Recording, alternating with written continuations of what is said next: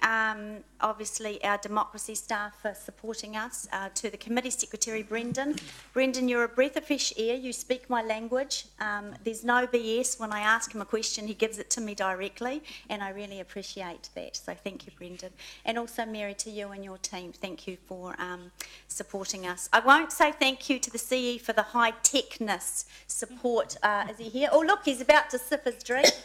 I'll leave that for the Mayor to continue to champion. Although there is a rumour that the Finance Committee is going to be the first one, I believe, to... That's merely a rumour. Oh, it is a rumour. Oh, maybe the last council meeting, who knows? Of next term. Yeah.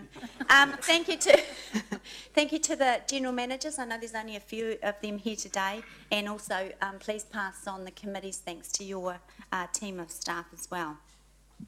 I also want to thank the media, in particular to Aaron. Aaron, you've been with us for a really long time, and I don't think Jed is here from the Hamilton News. The Waikato Times and the Hamilton News, you do contribute to the outcomes of the work that the committee does by presenting your news articles and stories. And although at times we might not agree with those articles and stories, your participation is crucial to democracy and to our role as governors, so thank you for that. To round up this 3 years is pretty hard. We've deleted a ton of policies, we've cut a lot of red tape. We've added a few, we've developed new ones, and we've reviewed old ones. We've updated strategies, we've completed reviews of bylaws. We have argued, we've disagreed, we've fought, we have agreed, we've played mean at times, and on occasion we've also played quite well together. We had the one about our alcohol, we've still got the one about gambling.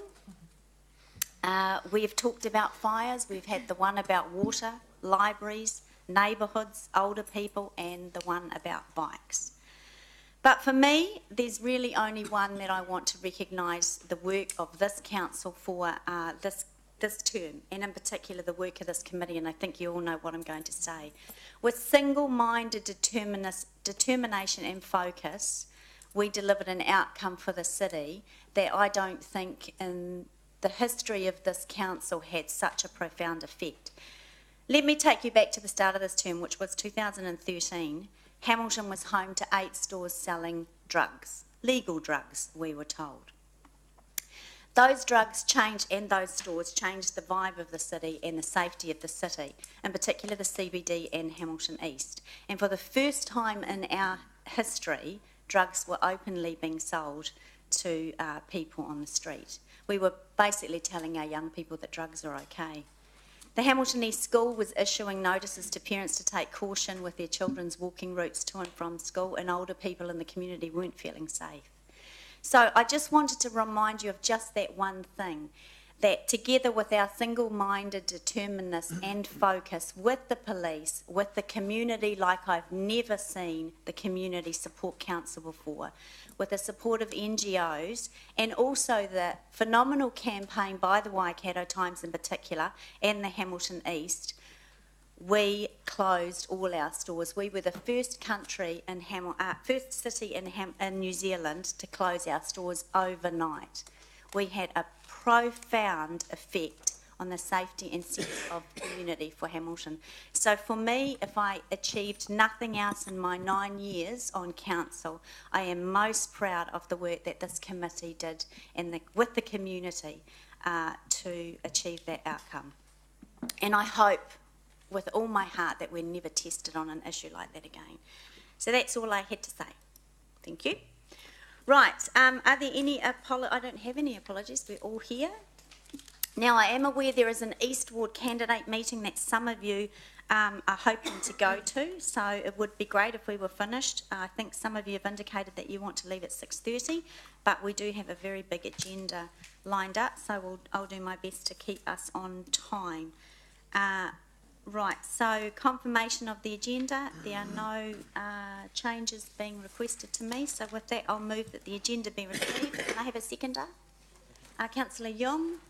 All those in favour? Are there any against? That's carried. Are there any declarations of interest? No, there are no declarations of interest. And we have no public forum, no speakers in the public forum. All right, let's go to our first item. Item 5, the open minutes of the 19th of July Strategy and Policy Committee meeting, and these are on page 5. Are there any issues arising from the minutes that members want to raise? Councillor Mallett? Thank you. On page 8, it's point 5, right at the very bottom. It relates to the population health Waikato submission, and some elected members raised concerns as to the accuracy of Dr. Wall's statistics. I don't think, well, there was concern raised, but in actual fact, I think his stats were wrong. And it's not the second time that organisation has done that, provided incorrect or misleading information to the committee. The first time we had a go, they spoke. Yeah, okay. So, look, I don't... Sorry, was that a comment on it? The matter is in relation to the correctness or accuracy of the minutes, and they are correct on that point. Raise concerns, yeah, actually they are, yeah. That is a correct statement, Councillor Mallett. Yeah, but it's a meaningless statement, isn't it? The proper thing is that Dr. Wall's statistics were incorrect. I can't recall.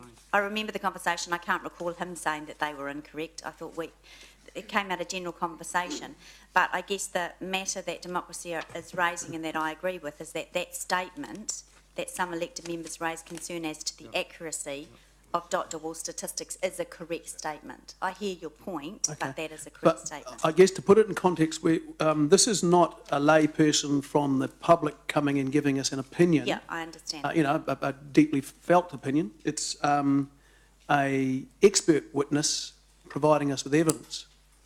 And I think our whole submission process is at risk if we don't So I don't call it think out when something's wrong. Yeah, so I don't think that that's an item to be raised here for the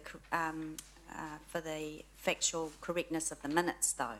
Madam Chair, you may wish to raise that possibly in the action list, because the issue is whether or not there's going to be some follow-up. And the point that Councillor Mallett is very valid. If you have an expert witness, that's very different. Yeah, you know what I mean. So Yeah. So could I suggest that we might want Councillor Mallett may wish to pick that up under actions, because it seems to me that that's an accurate reflection of what happened. But if there's to be any follow-up, then that's a separate question. So it's a note. It's a matter of including in the minutes of this meeting a note as to how we respond. would record submitters' points that were factually incorrect. Yeah. Okay. So we can pick that up in the minutes of this meeting. Right. Is there any other matters from the minutes? Your Worship? Page 20. I just think that under the Beale Cottage summary of the response to questions, there should be included in there a point about the discussions in relation to the process, because that relates to why Resolution C was included. And that was to do with your recall that the report recommended a process under the Reserves Act, but the Reserves Act also allowed for just minor changes to be made, and I'm not certain that there is a full enough marrying up as to why C then became a resolution. So I do think that someone needs to just listen to the transcript and just put a point in that's, because essentially what it was a discussion about the process and the need for a full Reserves Act process or not, and that is why in the end it was the staff were going to go and do it and come back in September. So I think it's just a bullet point's missing. Okay. For clarity, because otherwise when you read it you don't really know what it's about. We can pick that up. Thank you.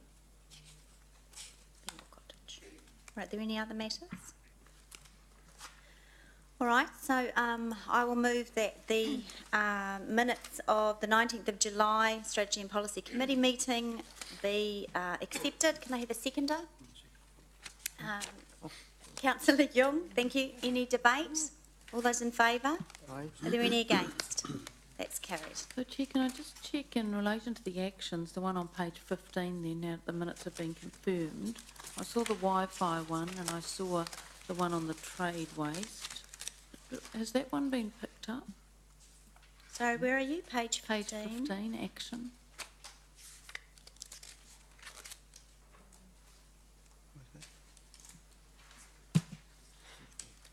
Yeah, I think they are both in the, oh, hang on. Chamber of Commerce to provide services to young people not provided for under government contracts. That is in the action list, isn't it? Yes. Definitely is, okay. Yeah. All right, good. Okay, right, we're on to item 6, the annual reports from the chairs of the advisory panels. This is page 23, committee members. And we're going to start with the Older Persons Advisory Panel, and that's page 24. And these are the annual reports from our advisory panels, and chairperson is Professor Peggy Koopman-Boyden. Welcome, Peggy. Excuse my croaky voice. And we've got Nick, who supports the panel beside her.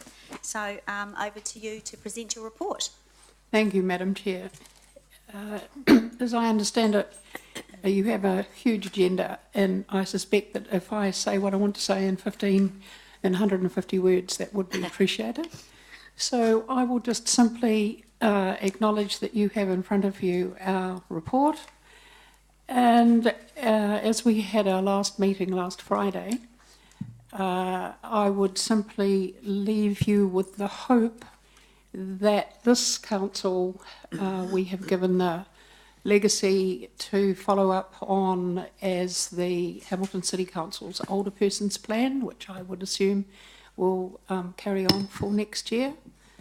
And also our other major achievement under number 4, the continuing work that a steering group is now beginning to undertake on the age-friendly global network.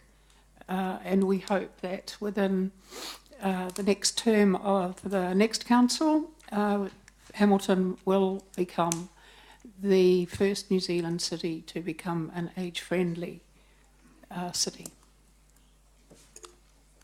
Thank you, Peggy. Are there any questions for Peggy?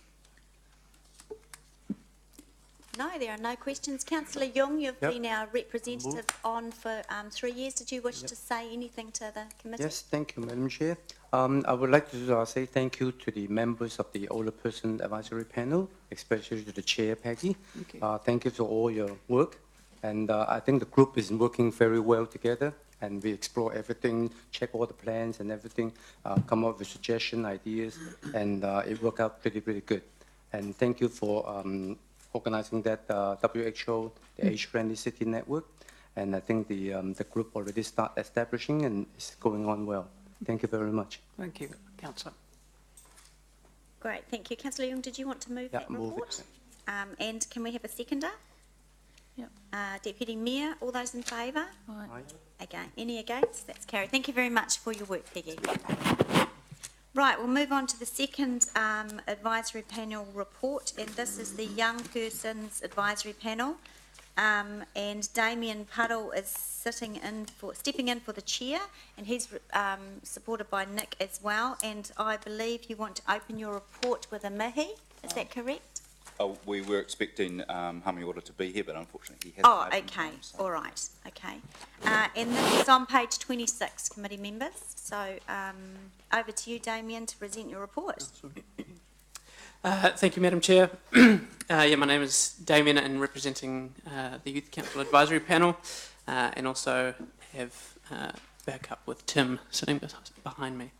I came in this time last year, and overall the experience has been excellent, and thoroughly enjoyed the opportunity to contribute through this process.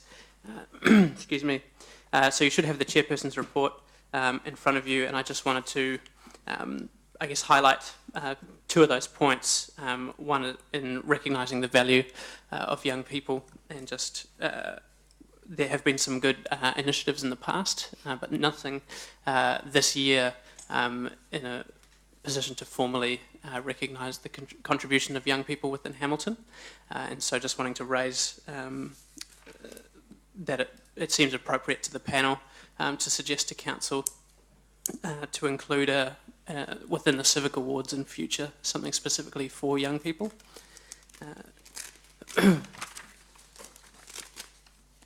And then what you don't have, but I understand will be provided to you, is a summary of the review of our term, and including in that some strengths and weaknesses that we feel are present within the Youth Advisory Panel framework. The strengths being that the integration of the panel with council policy decisions has felt streamlined from our perspective. The support from council staff and also from Councillor Forsyth has been incredibly valuable, certainly for insight into background information. And those of us who joined the panel midterm felt there was an inclusive environment for new people entering into the panel. Weaknesses, however, are from disengagement with council staff into the value of the youth panel within the structure of council, and feel that there's opportunity for council staff to be more aware of that value and be actually regularly attend when it's their role to pass on certain information to us rather than leaving it up to our advisor. And that there's also potential opportunity to add to the panel's mandate to allow for more opportunity to engage with the wider youth in Hamilton to ensure that the voices that we provide to council are more representative. So I believe that will be provided to you, but otherwise thank you for ensuring that there is youth representation within council through this format, and happy to take any questions. Great, thank you very much, Damien. Well presented. Any questions? Councillor Mallett. Thank you. I'm looking at paragraph 6 on page 27B. The commentary there that an equal opportunity of being awarded a civic award for younger people. And this is not a matter of opinion, it's kind of a matter of reality that by definition, you know, if you're 5 years old, you haven't done much. If you're 10 years old, you haven't done it. And I'm not trying to be facetious, but the reality is that, you know, there's not many 10-year-olds become All Blacks. So to say that there's an equal opportunity that 10-year-olds can become All Blacks would be wrong, wouldn't it? So somewhere along the line, do you accept that just by the nature of being on this earth for a little bit less, most young people will have done less? Certainly. And looking at the council website in terms of what it refers to, what a civic award is for, it doesn't specifically prevent young persons from being nominated for it, but it purely talks about contribution to the city. It doesn't refer to what scale or to what has value. So I still think even within that comment there's opportunity for youth to be specifically recognised. Okay, so you've suggested there should be a youth category. So that's how you've... That's how it's been worded in the document, yeah. Okay. Right, Deputy Mayor. Yes, thanks, Chair, and thank you, Damien, for the contribution you make. I was really interested, as Councillor Mallett was, in the suggestion around civic awards. I actually like the idea, and I think it would be easy to have two divisions, the overall civic award for the purpose it was intended, but there is no reason why we couldn't have a youth civic award. The civic awards panel is meeting in the next week or so, and I'll undertake to raise that with the panel then, because the issue will become a governance issue for the new council. So thank you again for your contribution, and to the council. It's valuable to have the connection with youth in the city. Thank you. Thank you, Deputy Mayor. Councillor Forsyth, you've been the elected member on the panel for 3 years. Would you like to wrap us up before we vote? Yes, I would like to take the opportunity to publicly acknowledge and thank those really active and valued members of the Youth Council Advisory Panel for the time that they've spent, the energy that they've brought to the youth panel, their enthusiasm, their connections with our younger demographic, really important part of governance, I believe, especially in a city like Hamilton, where we do have a younger demographic, younger than most cities in the country. And this youth council historically has been on the front foot. It's been recognised for the work that young people through the youth council or the youth council advisory panel have brought to this city and to this governance group. So I personally want to thank you, Damien. Jason, the chairperson, can't be here today. I want to publicly thank him as well. He's a very astute, experienced young leader in our city, and we're very lucky to have somebody of his calibre on our youth council. Thank you, Damien, for standing in for him today. And I know you've only been on the council for a short time, relatively short time, but certainly your input and the enthusiasm that you have for activity for young people through parkour, yeah, get that right. So that's been a real valued contribution. And to Timothy, and I know you're here, only one of the members of our panel, but your contribution and your connection with the disabled community, and in particular young disabled people, has been invaluable, and long may your input continue. So thank you very much. Cheers. And thank you to Nick too, sorry. Yeah.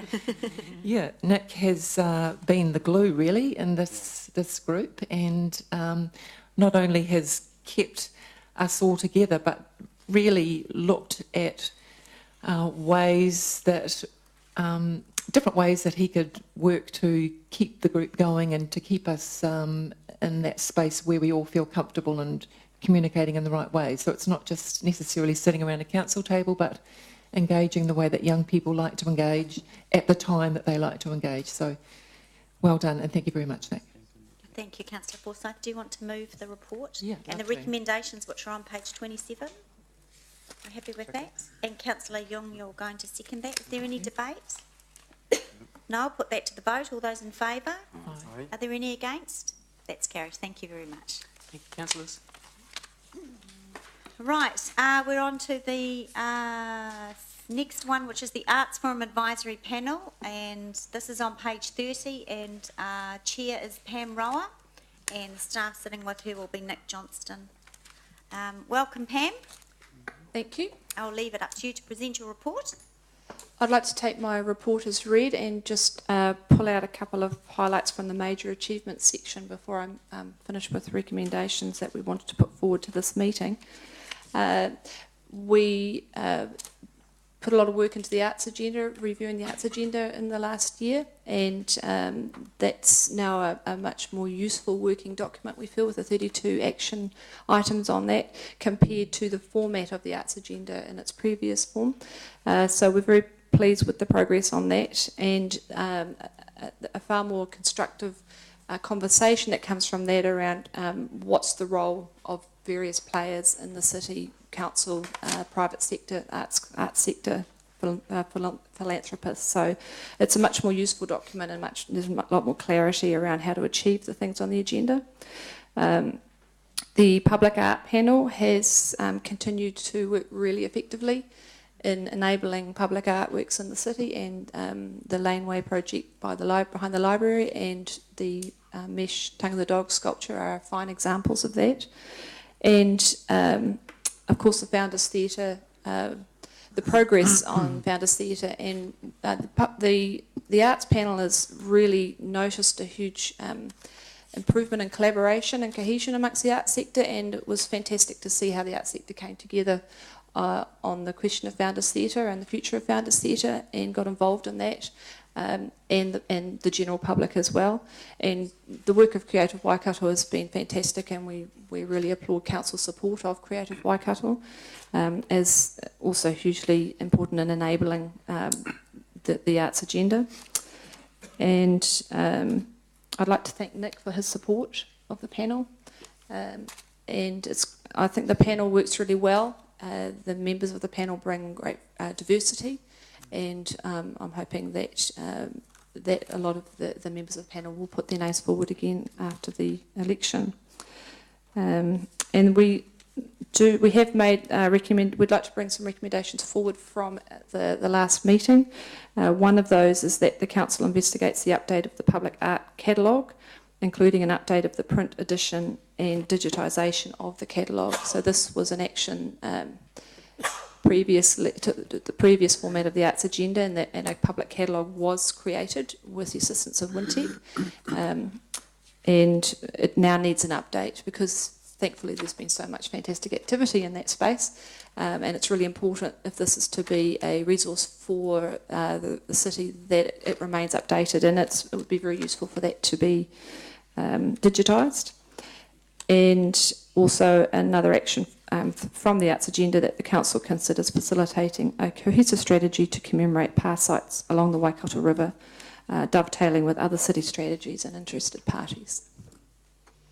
Great, thanks to Pam. Just before we go to questions, question to GM or CE or someone. I thought that one of those recommendations around the PAR sites, that's in the river plan, if I'm not mistaken. Yes, the Mayor is nodding. That is in the river plan to do that. That's a key action in there. So are you comfortable if we take that out? Yes, that's fine. Yep. Is That's great. that the one on page 30? Yeah, on page 30. The recommendations aren't numbered, but it's the third one down. Second one down. Oh, sorry, second one down, yeah. Okay, so questions, Councillor Mallett. Thank you, Pam. On Founders Theatre page, so we're page 29, the Art Forum, under Founders Theatre Part D, Arts Forum urges the Council to consider negative impact on long-term closure of the performing arts and seek opportunities to seek support, blah, blah, blah. How do you feel the Council should go about doing that? Is that just the process we're in now? Yes, exactly. So this list of recommendations, my intention in my annual report is always to list the recommendations that have come forward from the arts agenda. So that has already appeared before council. Okay. And yes, the answer to that question is yes. Okay, so the one underneath E, the Hoteri artwork is in the theatre, is in the Founders, isn't it? Yes. Yeah. So you suggest that it needs to be available for public display. Would that mean taking it out of the Founders? So when we made this recommendation, it was before any decision had been made about what was going to happen with Founders Theatre, and the key point we wanted to make there was that if a decision was made to demolish Founders Theatre, then we wanted to ensure that the Hoteri mural was did stay on public display in some manner, that it's cared for, and that the significance of it is recognised. Okay. Where are they? They're still in the Founders now, are they? So, Councillor Mallett, we do have a recommendation that council made that staff are investigating ways to or opportunities to locate the mural in a public, I can't remember what the word was, public accessible place. Yep, so we actually have made that decision. Okay, yeah. Where are they now, though? They're still in the Founders? It is still in the Founders, okay. yeah. And then under other recommendations since the last annual report, number F, Romans 2, you've got a technical, I don't know what that means, about have installed large technical structures and utilities necessary for events like the ice rink. What are you meaning when you say that? So when we made that recommendation, that was ensuring that we were recognising that Garden Place lends itself to having structures like the ice rink put up, and that we were recommending that whatever happens to Garden Place, because at the time of making that recommendation there was discussion about that Garden Place retains the ability to have that kind of structure put in place. So that's over and above what's there now? Yes, because this is referring to things that might be passing through temporary. This wasn't a comment about permanent structures being installed. This was about Garden Place retaining the possibility to have temporary structures installed. So it's still a concern, though, or not? Not necessarily. This is as I say, a summary of recommendations that have come through from the arts panel over the past year, and there hasn't been anything brought to our attention since making this recommendation that we haven't looked back on this issue for any particular reason. So Okay, thank you. Councillor Pascoe. Yes, thanks. And thanks, Pam, for the work that you and the panel do in regard to the city arts. Just a question on Founders Theatre F.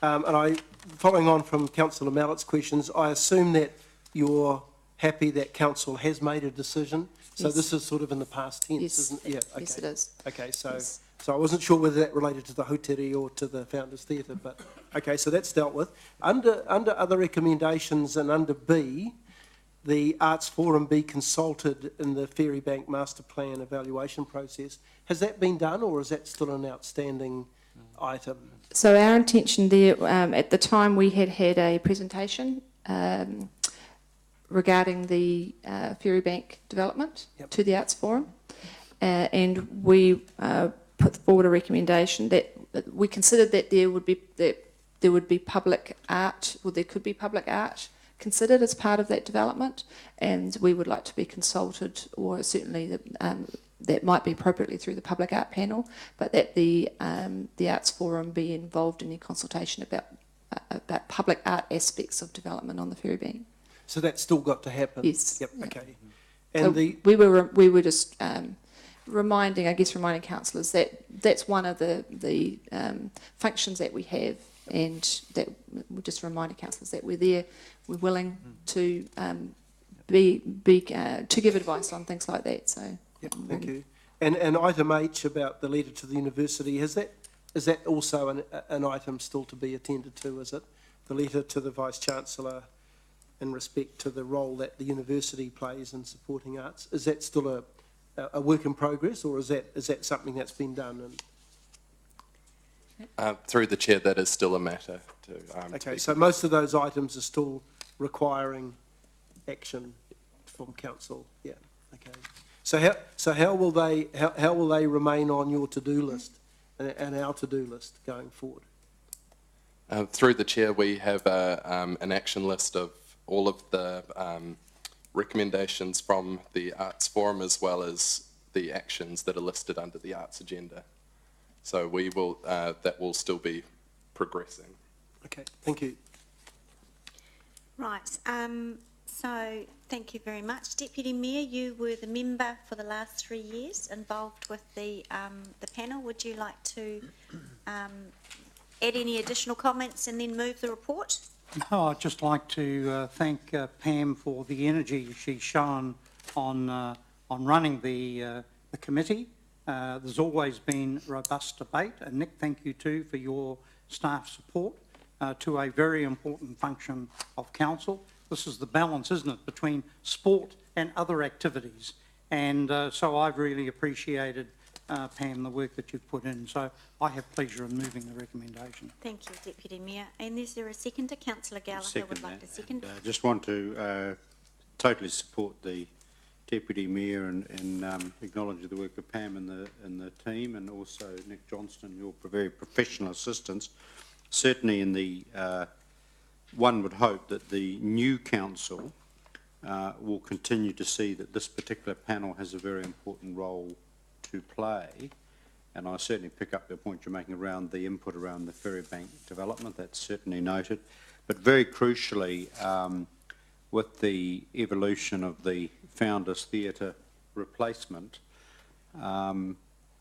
you'll obviously have a very important independent role in terms of analysing those proposals, testing them, and I think you'll provide very crucial professional input. So thank you very much for the work you've done.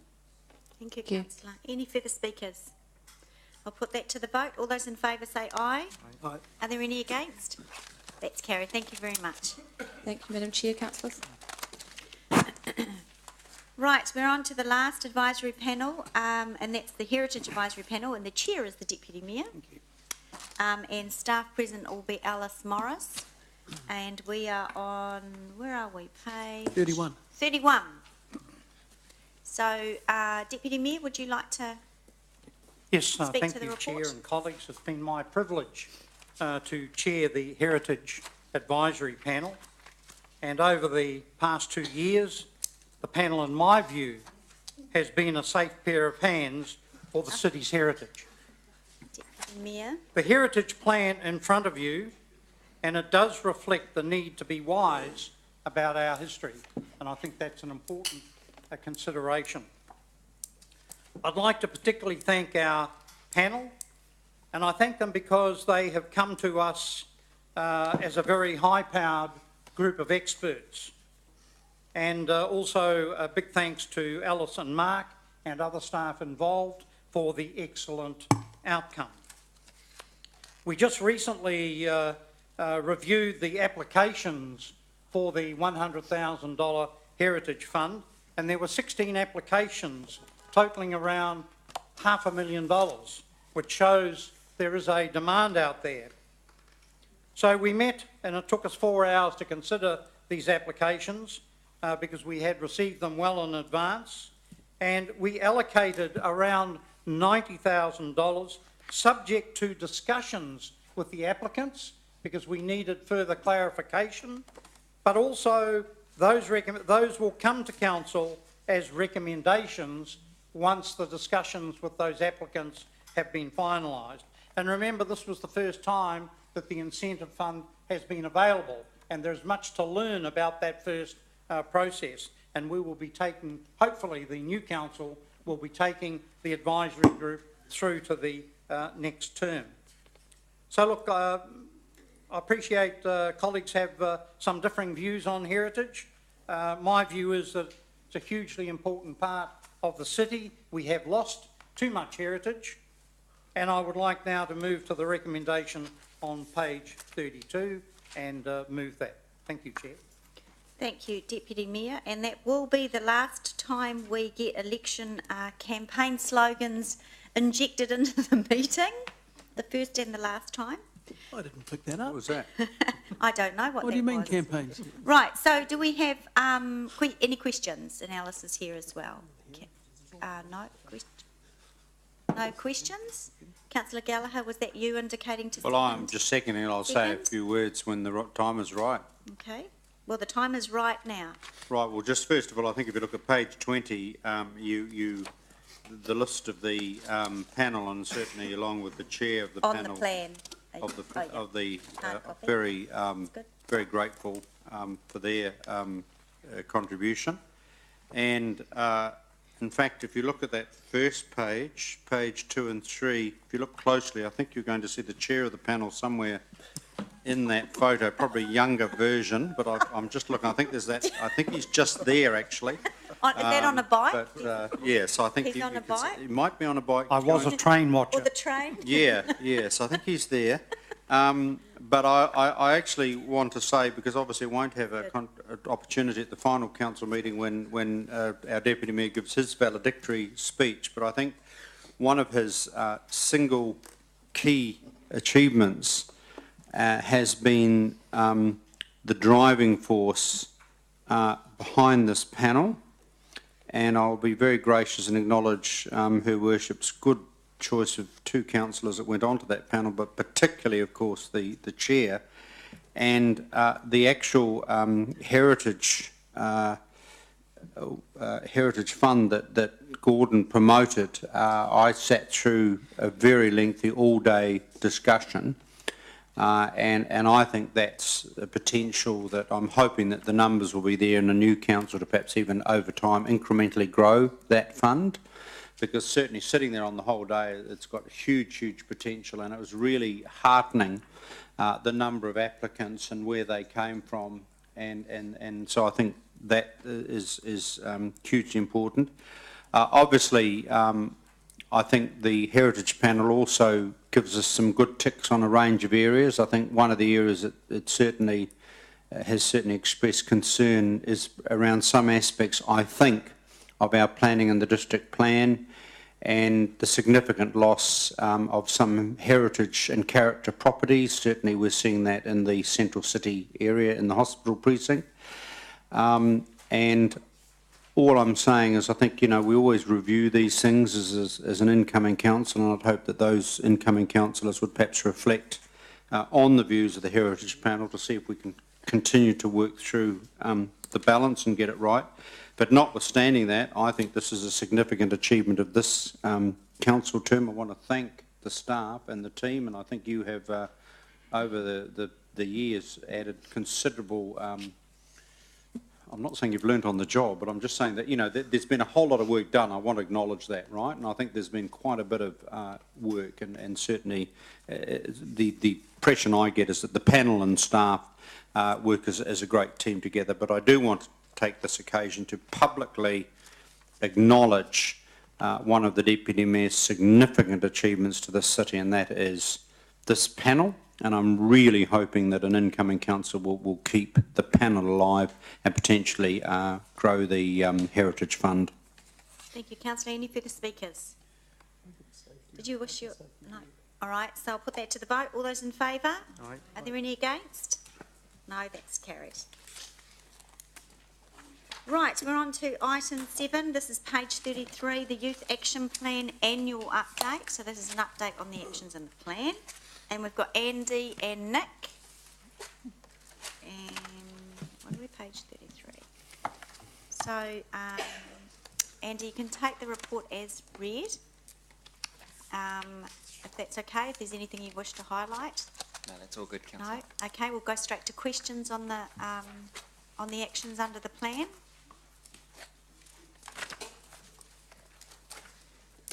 Councillor Mallett. Thank you. I had a look at that HTWN Youth website. What is it? The website. Oh, sorry. What is the organisation? It's a name that's been used to mean the youth sector of Hamilton. So it's just been a name that's been used by council for some of the networking and the sector collaborations. So we're going for meaningless names nowadays, aren't we? Oh, it's got some legacy, sir, and the name's been around for a long time. But so what does it mean? H-Town. Oh, okay, so that's Hamilton, is it? Yeah. Okay. The website had Hamilton City Council logos and things on it. So is it our website? Is it Hamilton City Council website, is it? We've been the lead for that particular project in the way that the sector could have conversations and upskill themselves and encourage each other. So that's been a project that was born through the social wellbeing strategy in 2007 as part of the Cool Things for Youth to Do stream, and that's kind of continued under our mandate and our leadership. So what's the purpose of it? It's the purpose of that website is what? The primary purpose was really connecting the youth sector and enabling those who are working within the youth sector of Hamilton a place where they could have honest conversations, know what's going on. We've, as Harms has just kind of articulated behind me, it's about collaboration. It's about us working together and us being not just working in isolation. We've had network meetings in terms of every 2 months. There's a gathering of about 47 organisations who work in the space. That probably has proven to be the most useful function rather than the website, and so that particular project was a little bit of a evaluate the value of that and had it outlived its usefulness, and it does appear that the youth sector would prefer to dialogue kanui ki te kanui, face-to-face, and via the distribution of pānui or letters rather than using a web-based strategy. So that in the evaluation will probably cease in the coming. What were the goals of the youth strategy? Particularly around that website? No, just overall. The goal of this, of the overall? So the overall goal of this plan is to maximise opportunities for young people to be actively involved in the city. And so that causes a whole range of things from, you know, youth leadership projects through to participation in the elected wing, through to opportunities to be showcased for how they're excelling in different, you know, different mediums from the arts through to sports and other things. And how much is the council paying for this to run this strategy? The majority, if you look to page 35, Councillor, the majority of Which page? Page 35. The majority of costs that have occurred have been around staff time supporting projects that have been in here. So that's primarily through our community development advisors. The third one down, the Smart Waikato grant for Fan Activate pilot, that came from our single year community grant. And then there's a few budget lines there that our communications team have assisted with in terms of supporting the messaging that we are a young city and we value the input of our young people. Is the last item there that H-Town Youth Connect resourcing, is that the website, is it? That's correct. Okay. Thank you. Thank you, councillor. Any further questions? No, there being none. Can I have a mover for the report? Councillor Forsyth, and a seconder, Deputy Mayor. Is there any debate? Councillor Forsyth, do you wish to say anything? Just to, I think, take the opportunity to thank Andy and the rest of the team. I know Ma has always been involved actively as well. And to acknowledge Hamiora, thanks for coming along, Hams.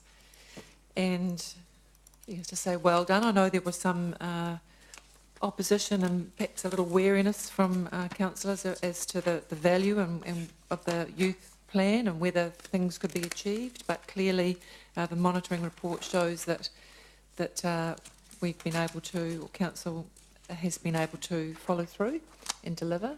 And I also encourage that the incoming council really support and continue to support the notion of a youth council action plan and all the things that it delivers for youth of the city. Cheers, thanks. Great, thank you. Right, there being no further speakers, I'll put that to the vote. All those in favour say aye. Aye. Are there any against? That's carried. Thank you very much. Right, we're item 8, page 42. And this is the amendment to the classical gambling venue policy.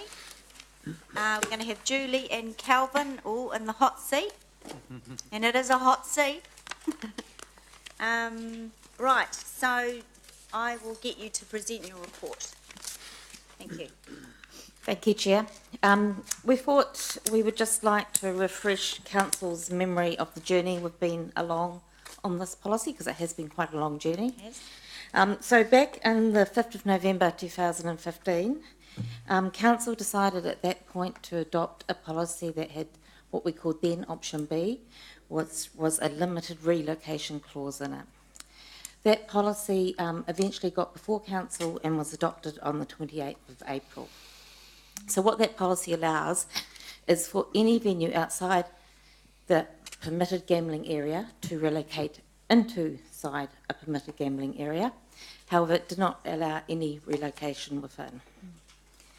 It also allowed for two clubs to merge as long as they merged into an existing building. It didn't allow them to merge into a different venue.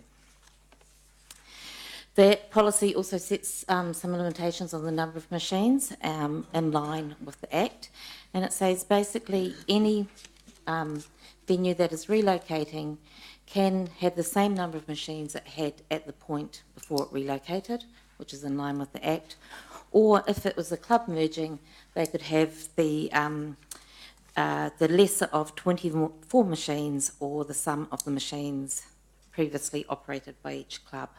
Under the Act, merging clubs can actually have up to 30 machines, so the 24 is a lower threshold than the Act. Both policies included Clause 12, the policy includes Clause 12, which actually allows, if the building's rendered physically incapable of being used, for a venue to relocate. So that's quite a strict clause there, meaning that the building cannot be used because of fire, earthquake or a similar event. At the 20th of April, Council also instructed staff to go forward with a proposed amendment to the policy that we had adopted, which I'll now call the current policy. And that amendment was to look at the issue of relocation within. So this allows any venue within a permitted gambling area to relocate to another venue within a permitted gambling area, or two clubs to merge to go into a new venue in a permitted gambling area. So we did that. The consultation period ran from the 16th of May to the 17th of June, and Council will remember that we actually heard the submissions on the 19th of July at the last Strategy and Policy Committee meeting, and today is where we present the deliberation report for consideration, and we have outlined 3 options in the report. And you're recommending one of those options, which is? We're recommending option A, which is what the amendment, Yeah. we were asked to go out and consult on in regards to the amendment. Yeah, thank you. Calvin, did you want to say something? No, that's just to make that point, that it's option A is in terms of point 35 on page 44. All right. So, committee members, look, I do want to ask you to keep your questions to clarification and to seek information. Please don't use question time to make debate points. Leave that for debate. And I have an indication from Councillor McPherson that he has a motion when we're ready to get to that point. So I'm going to go to Councillor Mallett first. And this is just a very simple point of clarification, page 43, paragraph 16, Romans 1. It's just an or the point. The insertion of a new clause 4B to allow any venue within the permitted area to relocate within, that should be a gambling permitted area, shouldn't it? Not the. No. Okay. Yes. Because it does, I think it does say later on. Yep. Thank you. Yeah. Is that all your questions, Councillor Miller? That's all I can be bothered You get with, a to be honest. chocolate. I've had today. a gutsful. Councillor King?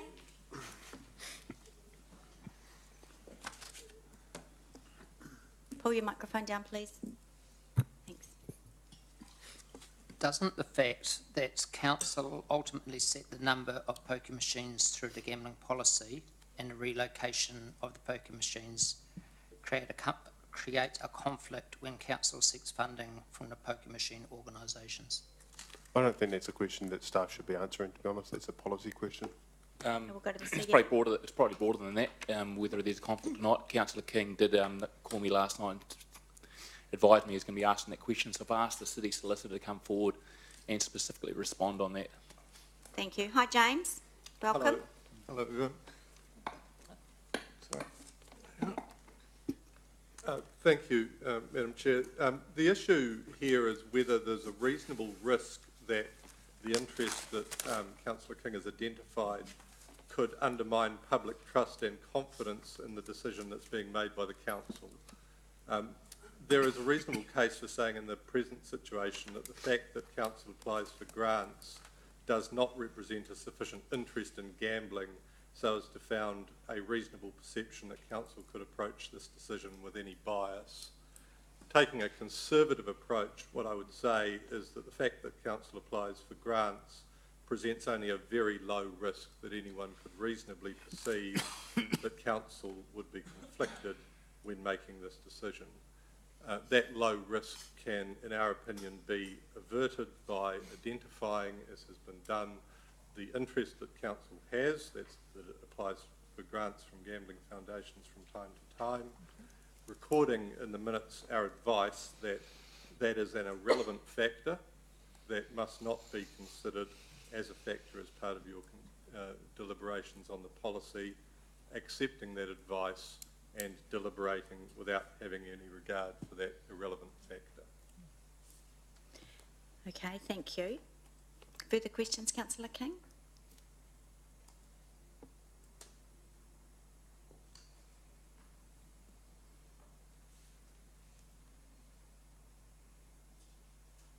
So is there a conflict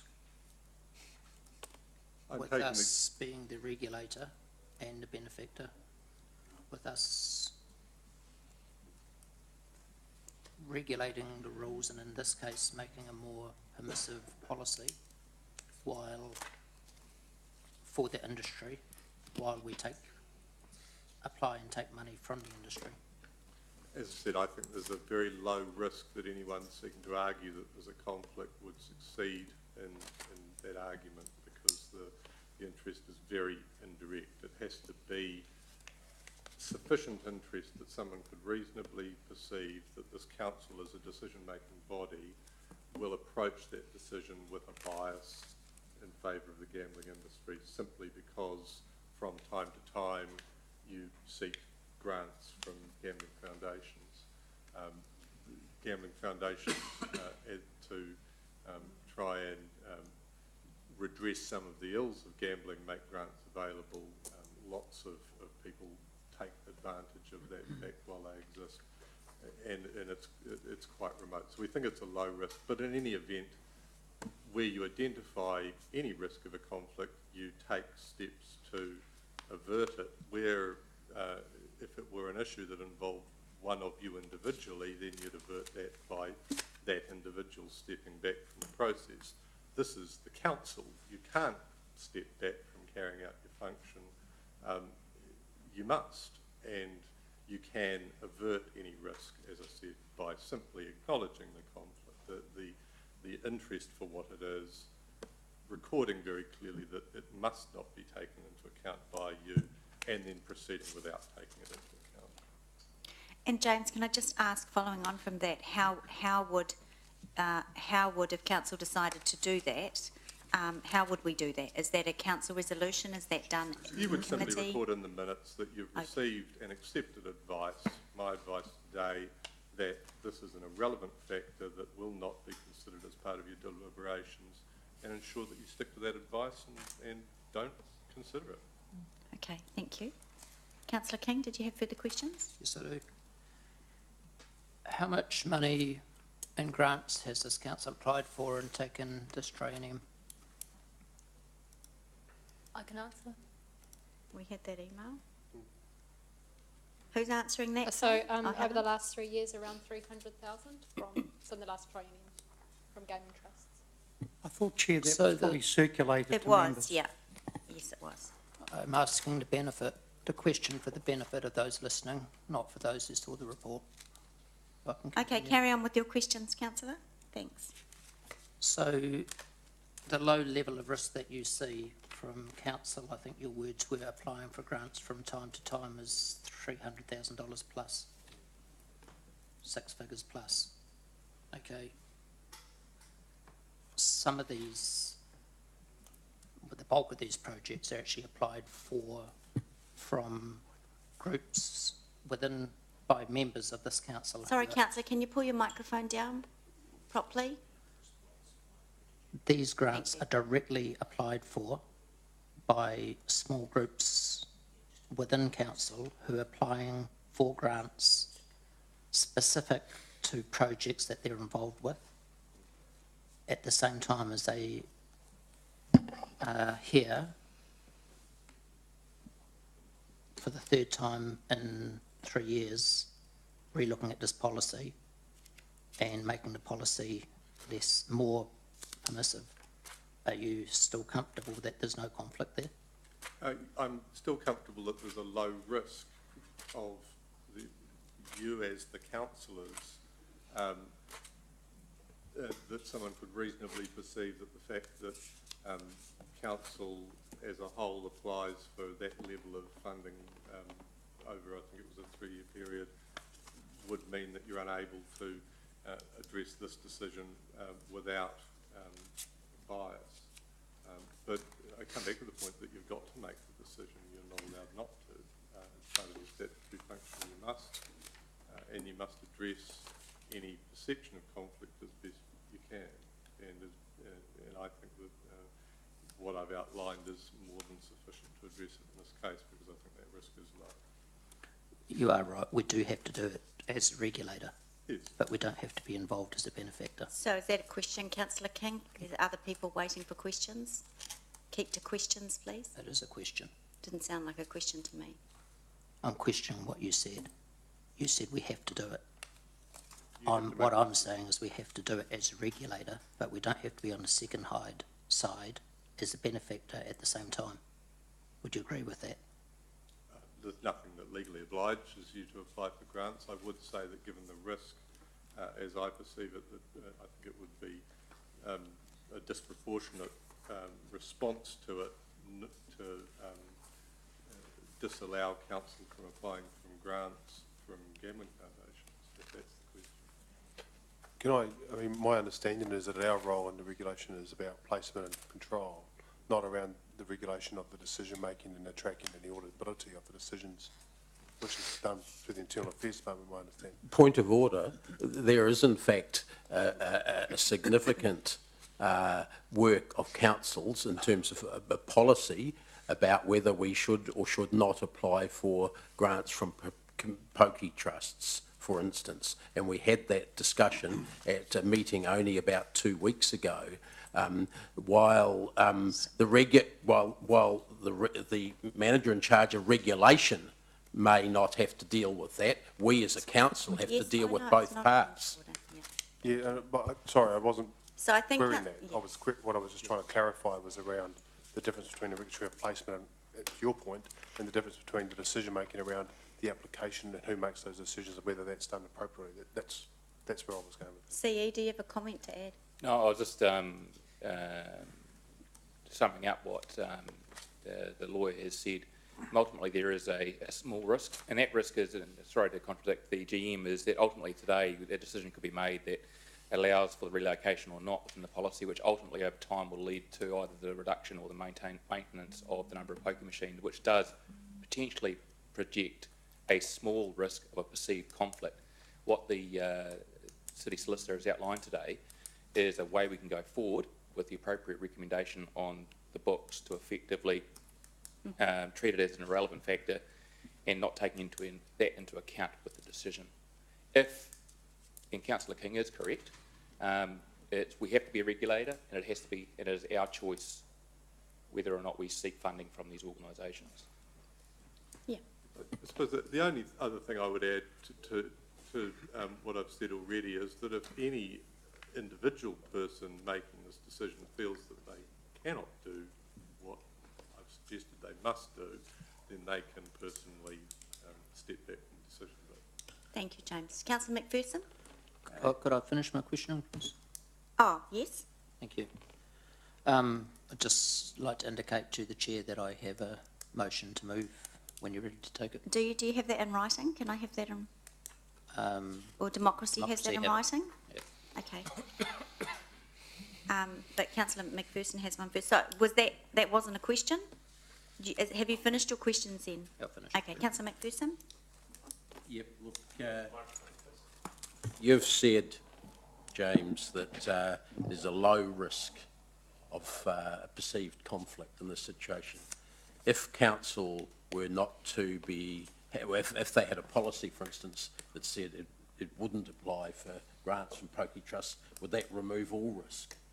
Well, obviously, in this context, it would. The only reason I'm slightly hesitant to do anything to endorse that is I haven't thought about what the impact of that decision would be in relation to other policies and plans that the council has in place that might... Well, I'm not asking about them, I'm asking about this particular policy. Obviously, the risk would go from very low to non-existent. Thanks. You also said in your preamble that you were talking about the context, and you said lots of people, your words exactly, lots of people take advantage of these grants, implying that we would be just one of many, but no one else other than ourselves are the regulator, are they? No, they're not, but the point that I was trying to make there was that in looking at whether it's reasonable to think that you've got someone challenging this and wanting to rely on this conflict, this perceived conflict, would need to establish that they could reasonably assume that this council has a sufficient interest in the gambling industry to have approached the decision you've got to make with bias towards the gambling industry. I don't think that applying for grants from a source that from gambling foundations, given that that's just an ordinary source of funding for all sorts of community organisations, would be perceived as having, as the recipient having an interest in gambling sufficient to give rise to a conflict. What about the fact that I believe 2 members of elected members around this table actually sit on the body that decides which funds are to be applied for what projects, and specifically decides on that some pokey trusts will be applied to? This is a point of order. That doesn't change my... Sorry? Point of order. Sorry, what's your point of order? There are more than two elected members that sit on that committee that decide where the funds will be applied. Stand corrected. Could we have the names of them, please, Madam Is this the External Chair? Funding Subcommittee you're referring to? Could we have the names of them, please, Madam The Chair? External Funding Subcommittee members? Councillor Forsyth, Her Worship. You know who you are. Councillor Gallagher and the Deputy Mayor. So Thank you. I'll stand corrected, so that's 3 people. Four. Actually 4. 4. That's worse. It doesn't change my view. I don't think that it's reasonable to, I think there's a very low risk of anyone establishing that it's reasonable to assume that those people will not be able to objectively look at a gambling policy for that reason.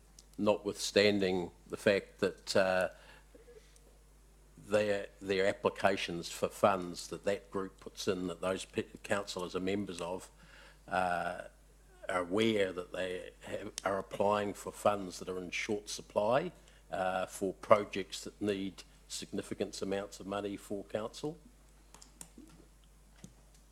I'm not sure I can take my answer any further. As I've said, individual members need always, with any decision, to consider whether they themselves feel that they can ignore irrelevant considerations and participate in the decision-making process with an open mind.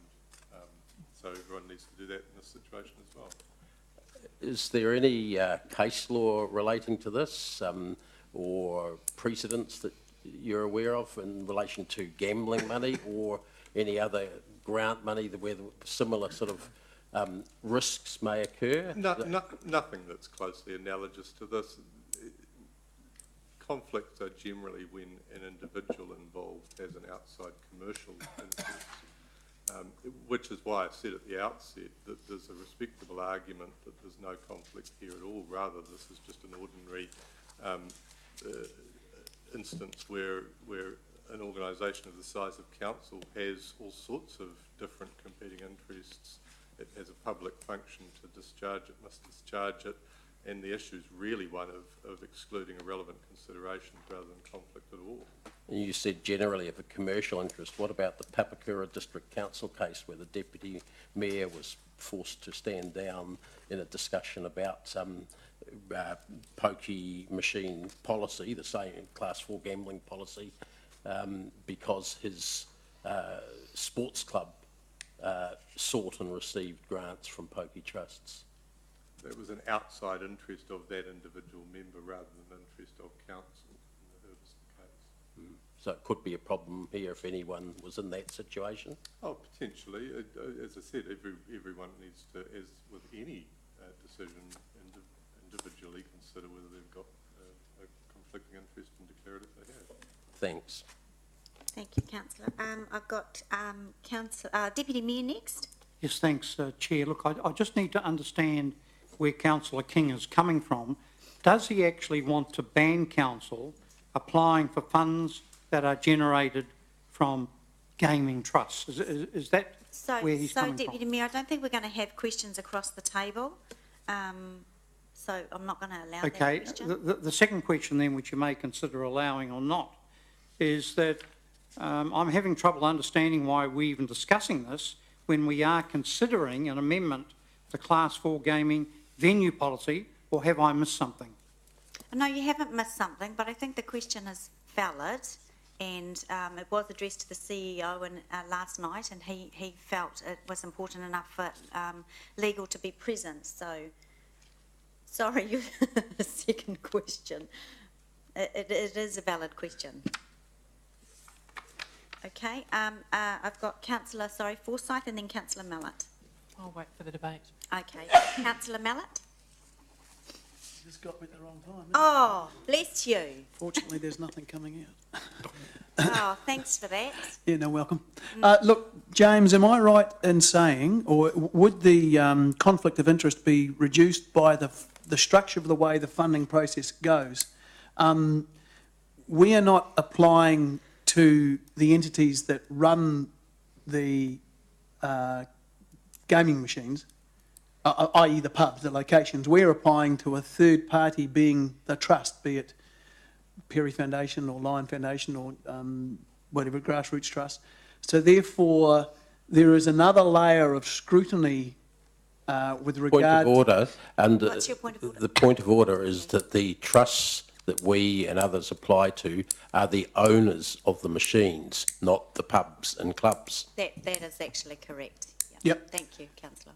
Yep, so the entity that houses the thing, which is what we're talking about, the locations, is not at all related to the dispensing of the monies. That decision is made by the Gaming Trust. The Gaming Trust is one entity removed from the location. And so would I be right in saying that further reduces the potential for conflict of interest? There's layer upon layer of intermediary, I suppose. Those factors are relevant and are part of the matrix of fact here, which leads me to the conclusion that the risk is low, because it's not a direct interest. This is not a people applying for grants is not a way of profiting the gambling industry. It's a cost of the gambling industry's existence to have to put money up for community groups, and all sorts of community groups apply for them. And it's not a natural inference to say that applying a community group applying to a gambling foundation is pro-gambling. It's indirect in that way. So yes, it's part. What the factors you outline are part of the reasoning for saying that it's unlikely to be perceived. Okay. Thank you. Councillor Young. I just have a quick one to know a little more about the law.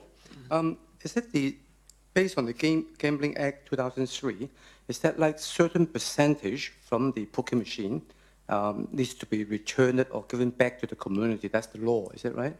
Yes, that's the law, and I don't have the details in front of me. Yes. Yep. Okay. Is there in the law, is they identified or clarified what sort of community group can be applied or cannot apply, or in general? I'm afraid I don't know the answer. So is it say local government as an organisation cannot apply for that fund? Is that listed in the law? No, I don't think so. No. So that means we can apply? No, no, local government is not excluded from applying. Yeah. So that means local council is not excluded? Not excluded, no. Okay, thank you. All right, are there any further questions before I go to Councillor McPherson? Councillor King? So how much money gets taken from the machines in Hamilton? Sorry, I can't answer. I don't know. Sorry. I don't know that would we have even had that information through any of the submissions? We've had it in the past, Madam Chair, but not for recent. Quite a while, yeah. Yes, Madam Chair, that information is information that would need to be sought from all the individual trusts, and we haven't received that. Point of order, it actually comes from the department. Department of Internal Affairs. Internal Affairs, okay. So we have no idea what percentage of the pool that council brings in? Not right now. Okay, Councillor McPherson, are you ready to propose something? Madam Chair, after discussion at the last meeting and subsequently with yourself, I'm wanting to move option B, but I note that Councillor King is also wanting to move option C, he's advised me, and I don't mind the order of those two going up. Sort of almost leave that in your hands. Okay, let's put yours as a motion, because I'm happy to second that. And Councillor King, is your amendment going to be straight C, or are you adding something to it? I think the democracy have my... So is there something added to it then? Okay.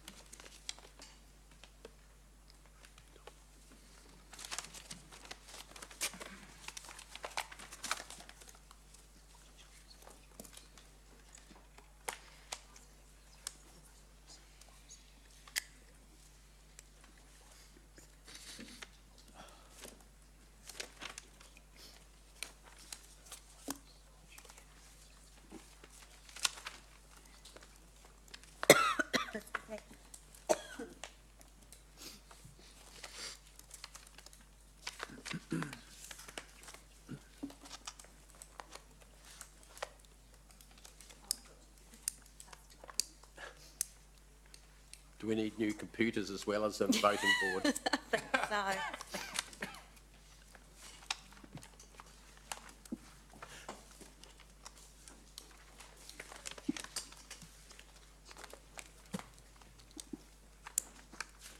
Excuse me.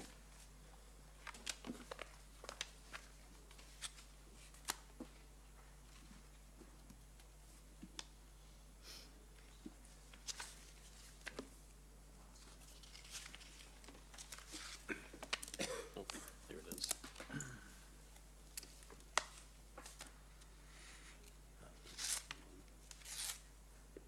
Gee, Mr. CEO, can't wait for that new technology. It's very exciting. Would you like to tell us a little bit about it while we wait? GM's already left the building. Oh, have they? Conveniently. He's gone up to stoke the fires. Crank the handle, keep it going. Okay, so there's our amendment, Councillor King's amendment. Oh, up. No, we'll go with the amendment because the motion is in the report. Okay, so report to the 20th. And that C is option C. Okay, so hang on.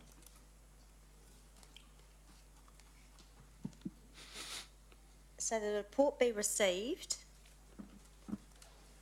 and that staff reports to 26th. Chair, could I signal an amendment to the recommendation in the report? Yes. There's, Madam Chair, there's already an Yeah. amendment. Yeah, yes, no, I know. He's And just- you need to call for a seconder for that, Yes, don't you? no, I know. I I'm said just signal. reading. Current class government is retained without amendment. Okay, I think, No, it's not. That option C be included. Yeah, I think you actually need the wording of Yeah. option C in there, Yeah. so because that's currently not confusing. very clear. So option C is automatic decline of venue relocation upon business closure. And then the 2-3 sentences under that. So is there a, which is actually in the report, committee members on page 45, is there a seconder for that amendment? So Councillor Gallagher's going to second that. And Deputy Mayor, you had a foreshadowed one. Do you just want to tell us what that... And that was the recommendation as per page 46. Oh, the staff recommendation, okay. And I haven't talked to anyone about a No, seconder. okay. If these fail, I will come back to you with could my that. amendment be voted on as B and C as separate, separated out? That the report be received. I've just heard from the GM here firstly, Councillor King, that B should be to council, not to the finance committee. Okay. So B can be a Oh, recommendation sorry. to on the policy needs to go to council for adoption. So B is asking for a report on our application of grants to gaming machines and to cease them. So you're saying that that's okay for that to go to finance? Isn't that, wouldn't that come under the funding policy? Isn't that a, oh, anyway, finance can have it. Hospital pass. Can I just clarify B? Yeah. Is what you're asking, Councillor King, that is the impact on council of ceasing to apply for grants? As I read that, I'm not sure. Otherwise, we're just, yeah, what is the purpose of the report is you want us to talk about the ceasing of council applying for grants, which I understand from organisations which are funded by gaming machines. I'm assuming you then want to understand the impact of that on projects, or is it just simply saying No. across the board? This committee doesn't have the authority to make that call, so I'm referring it through to the finance committee to do that. So you're wanting, Yes, it does, it's a policy position. yeah, it is a policy position. Yeah. Sorry, Chair, but no further information is needed. The council either decides as a matter of policy, it either does it or it doesn't. You know, we've already heard the numbers.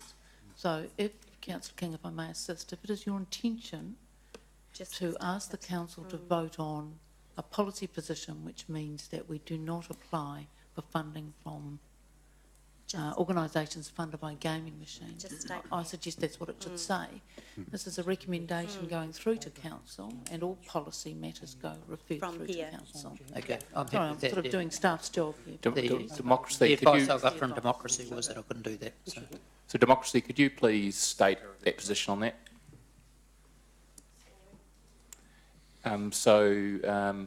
It has been argued that it is within the authority of this committee, that this committee can make a decision, which will then go through to council to cease applying for grants from gaming organisations. So is that not just then B is just simply that council cease applying for grants from organisations which are funded by gaming machines? And the question was, is that within the authority of this committee? And it is. Madam Chair, I believe that that's a report, that's asking for a staff report, so it's not making a decision on the hoof. It's not intended for that to be the case. I think that's muddying the waters to suggest that that's what the mover is wanting here, but it is, I would suggest, a separate issue from the one that's in front of us in this current report, which is the regulatory position that we are going to adopt, which is only C. It's a little unclear. I think what we're going to do is we're going to break for afternoon tea early, come back at 3:15, and that will give time for Councillor King to get some advice and sort out exactly the wording of his amendment. 3:15.